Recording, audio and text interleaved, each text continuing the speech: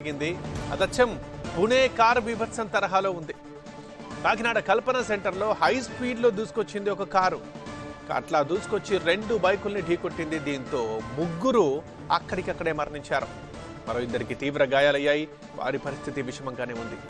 మద్యం మత్తులో యువకులు కారు నడిపినట్లుగా అనుమానం వ్యక్తం చేస్తున్నారు. కారులో ఆల్రెడీ మద్యం సీసాల్ని గుర్తించారు కూడా.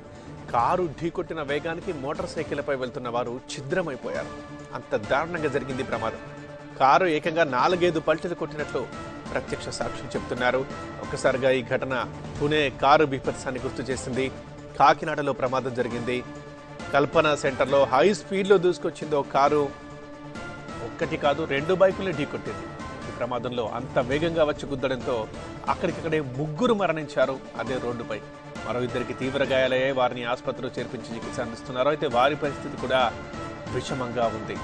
ఇక మద్యం మత్తులోనే యువకులు కారు నడిపి బీభత్సం సృష్టించినట్లుగా అనుమానం వ్యక్తం చేస్తున్నారు పోలీసులు. ఎందుకంటే కారులో మద్యం సీసాల్ని గుర్తించారు వారు.